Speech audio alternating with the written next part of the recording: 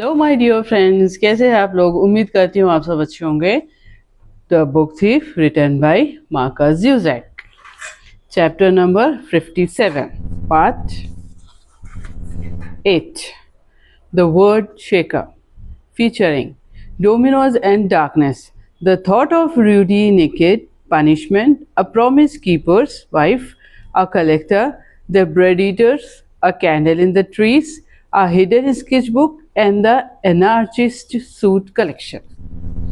Chapter number 57, Dominoes and Darkness, from the book The Book Thief, written by Marcus Zuzak. कैसे हैं आप मेरे दोस्तों? मुझे जल्दी से आप कमेंट करिए मैं नेक्स्ट बुक कौन सी लूँ। ये बुक अब फिनिश होने में है, कुछ चैप्टर्स बचे हैं, मुझे बुक लानी होंगी, इसलिए आप मुझे जल्दी कमेंट करके बताइएगा। Thank you very much. Domino's and darkness. In the words of Rudy's youngest sisters, in the words of Rudy's youngest sister, were two monsters sitting in the kitchen. Their voices needed methodically at the door as three of the Steiner children played dominoes on the other side.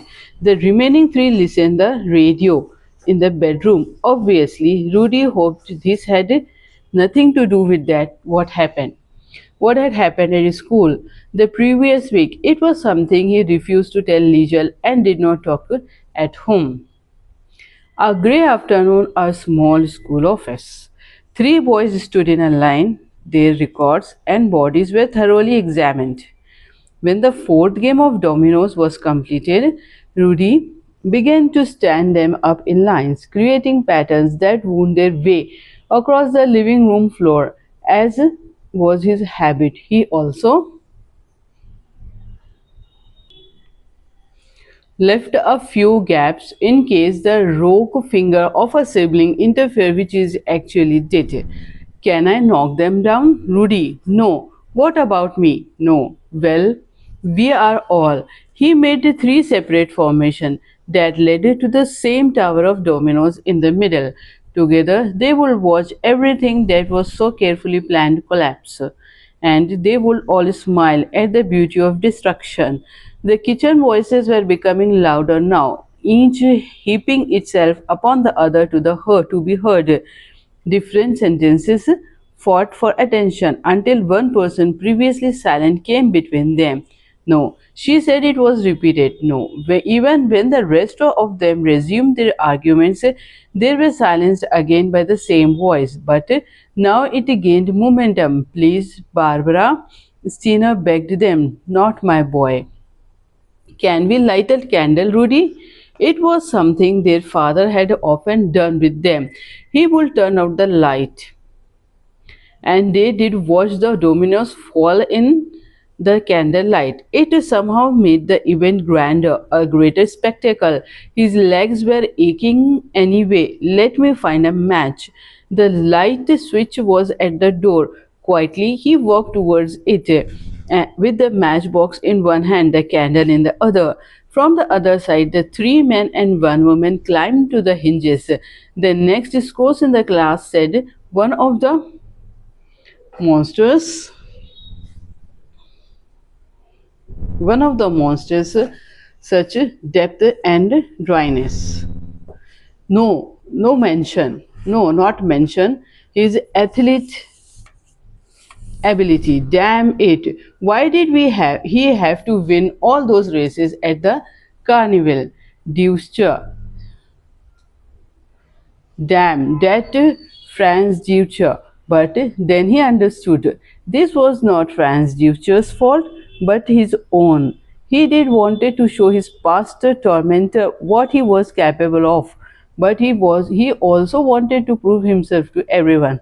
Now everyone was in the kitchen. He lit the candle and switched off the light. Ready. But I have heard what happens there. There was unmistakable okay voice of his father. Yes, but understand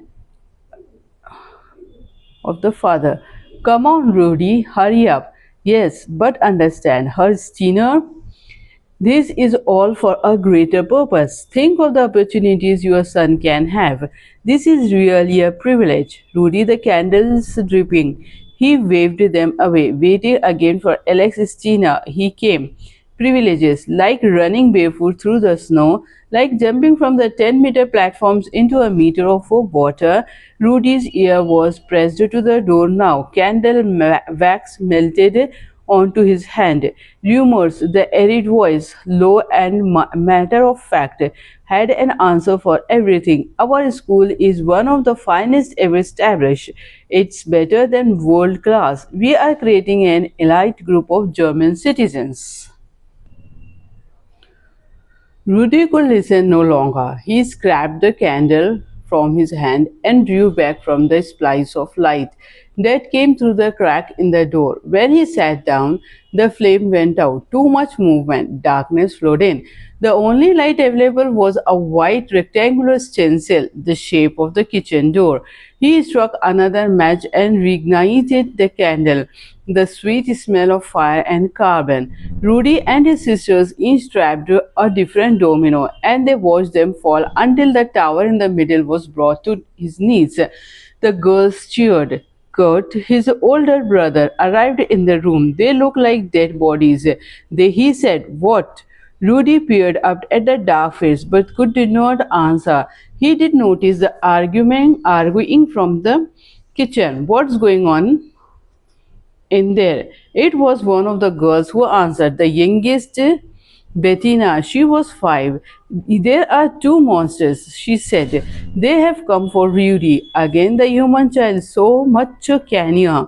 Later, when the coachman left, the two boys, one 17, the other 14, found the courage to face the kitchen. They stood in the doorway. The light punished his eyes. It was Kurt who spoke. "Are they taking him?" Their mother's forearms were flat on the table. Her palms were facing up. Alex's sister raised his head. It was heavy. His expression was sharp and definite, freshly cut.